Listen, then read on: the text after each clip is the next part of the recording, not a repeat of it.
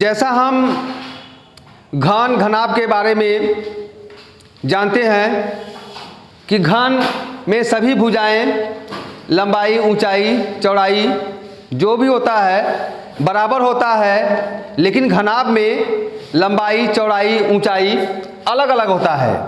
जैसे ये हमारा चित्र देखें तो यह हमारा घनाभ है, यह हमारा घनाभ का चित्र है। क्योंकि इसमें देखेंगे तो सभी नापें अलग अलग हैं। जब सभी नापें अलग अलग होती हैं तो वह, जैसे यह देखेंगे तो देखिए यह लंबाई है और ये ऊंचाई है, ये चौड़ाई है, सभी अलग अलग है नाप के हैं। जब अलग अलग नाप के होते हैं तो इसको हम कहते हैं घनाभ। जैसा इसमें दिया है लंबाई 98 सेंटीमीटर और चौड़ाई 42 सेंटीमीटर,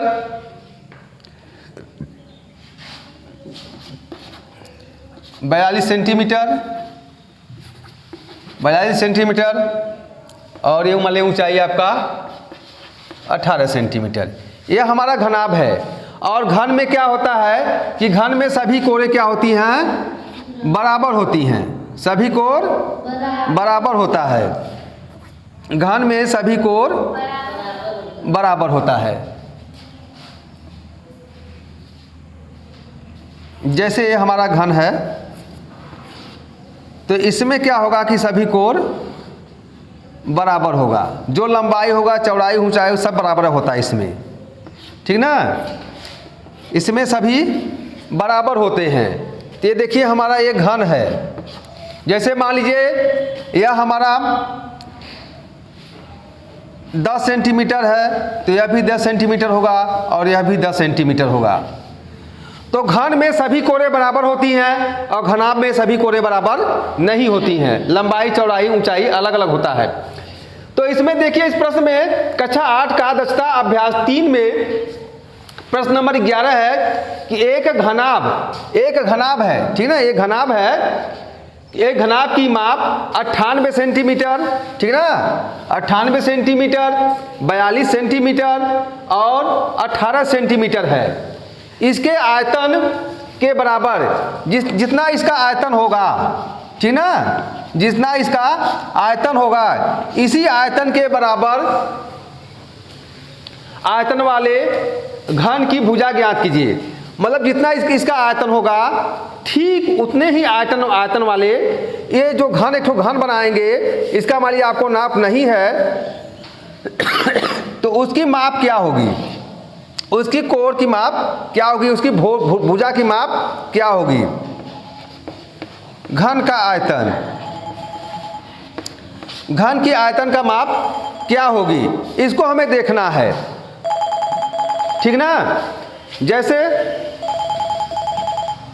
अब देखिए इसमें क्या करेंगे तो इसका मतलब इसका घन निकाल करके इसका हम घन निकालेंगे और जितना घन इसका आएगा आयतन, उस आयतन का हम घनमूल निकाल लेंगे तो इसकी भुजा हमें मालूम हो जाएगी, इसकी हमें भुजा मालूम हो जाएगी। तो आइए हम इसका घनाभ का आयतन, अब घनाभ के आयतन का सूत्र क्या होता है, घनाभ के आयतन का सूत्र क्या होता है। देखिए घनाभ का आयतन बराबर लंबाई गुणे चौड़ाई गुणे ऊंचाई होता है। ये हमारा घनाभ के आयतन का सूत्र होता है। जब हमें निकालना होगा तो इससे हम निकाल लेंगे। तो मान लीजिए घनाभ का आयतन इसका निकालिए। तो घनाभ का आयतन जब निकालेंगे तो लंबाई हमारा 98 गुणे 42 गुणे 18, इसको निकालेंगे, इसका गुणा करेंगे, इसका इसमें गुणा कर देंगे, इसका इसमें गुणा कर देंगे।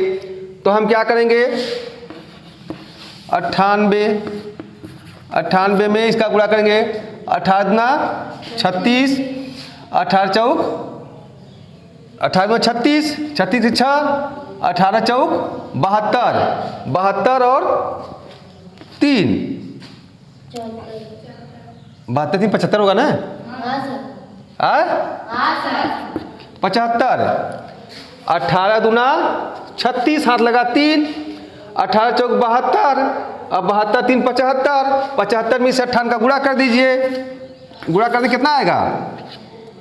गुणा किए हो? कितना आया बोलो? इसको गुणा कर देना। अच्छा 48, 8 5 40, 40 4 44, 8 8 7 56, ये गुणा ना कितना है बताओ? करो गुणा करो, गुणा करो फटाक से। अरे तुम लोग गुणा किए हो ना? हाँ इसका गुणा कर देंगे तो हमारा आ जाएगा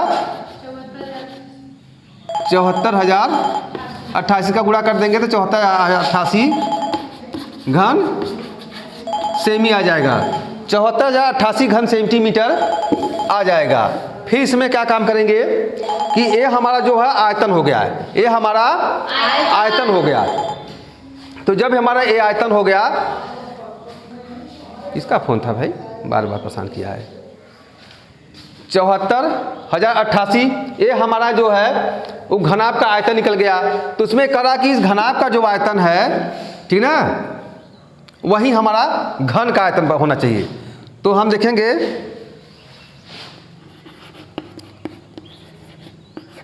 घनाभ का आयतन बराबर घन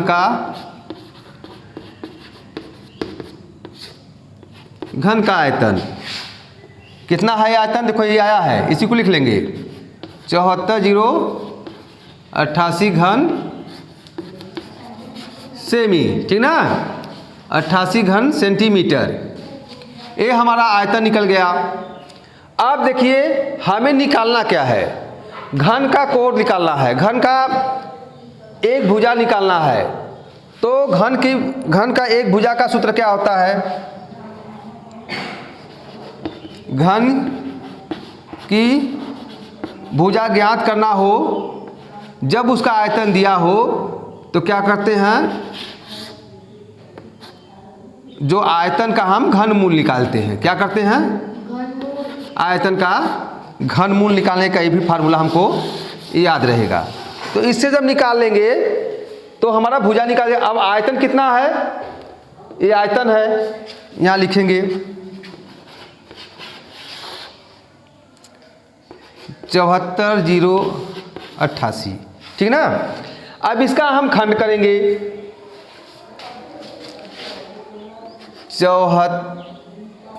चलिए इधर, चलिए मान यही कर दे रहे हैं। 74,088 का खंड करेंगे, 2 से कटेंगे। 2 तिहाई 6, 2 साते 14, 2 चौके 8, 2 चौके 8, फिर 2 से काट देंगे। 2 एकम 2, 2 अट्ठे 16, 2 पच्चे 10, 2 दूनी 4, 2 दूनी 4। सही आ रहा ना? 2 तिहाई 6, 2 साते 14, 0, 2 चौके 8, 2 चौके 8, 2 एकम 2, 2 अट्ठे 16, 1 बच गया। 2 पच्चे 10, 2 दूनी 4, 2 दूनी 4, फिर 2 से काटिए। 2 9 18, 2 दूनी 4, 2 छक्के 12, 2 एकम 2, ठीक ना। 2 9 18, 2 दूनी 4, 2 छक्के 12, 2 एकम 2, फिर 3 से काटिए। 3 तिरिके 9, 3 अट्ठे 24, 3 सते 21। देखो 3 तिरिके 9, ये नहीं जाएगा, 0 बढ़ाइए 26 होगा। 3 अट्ठे 24 हो जाएगा, 2 बच जाएगा, 3 सते 21, फिर 3 से काटिए।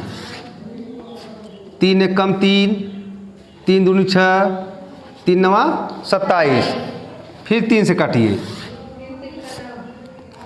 3 तिरिका 9 हो जाएगा, 3 तिरिका 9, 3 चौके 12, फिर 3 तिरिके 9।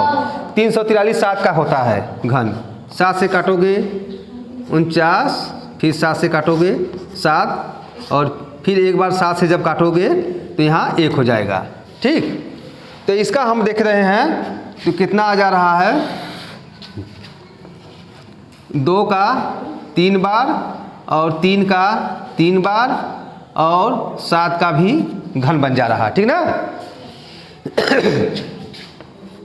तो घनमूल में क्या करते हैं कि जो घन होता है उसका मूल ले लेते हैं। तो इसमें हम 2, इसमें से इस घनमूल में से 2 ले लेंगे, इसका 3 ले लेंगे, इसका 7 ले लेंगे मूल। 3 गुणे 7 तो बराबर हो जाएगा 2 तिहाई 6 और 6 सते 42 सेंटीमीटर। 42 सेंटीमीटर आ जाएगा आंसर। इस तरह से जब हमारा कभी भी आपका घनाभ का लंबाई चौड़ाई दिया हो और आयतन की भुजा पूछे, घन की भुजा पूछे, तो सबसे पहले उसका हम क्या करेंगे, आयतन निकाल लेंगे। आयतन निकालने के बाद अगर दोनों बराबर है तो जो आयतन आपका घनाभ का आयतन है वही घन का आयतन बता रहा है कि है, तो उसकी भुजा वही आयतन उतना ही है। तो भुजा निकालने के लिए घन की भुजा बराबर क्या होता है, आयतन। आयतन क्या, आयतन का घनमूल, आयतन का घनमूल, घन की भुजा बराबर आयतन का घनमूल निकालेंगे। तो अब जो आयतन जो हमारा है इसको हमने यहाँ रख दिया, इसका हमने घनमूल निकाल लिया, खंड करके गुणनखंड कर देंगे और गुणनखंड करने के बाद इसका हमने घनमूल निकाल लिया। तो इसमें हम घन कर दिया, घन का इसका मूल ले लिया, तो 2 गुणे 3 गुणे 7 इसका 42 सेंटीमीटर हुआ। इस तरह से जब क्वेश्चन आएगा तो इस तरह से हम हल करेंगे। Thank you.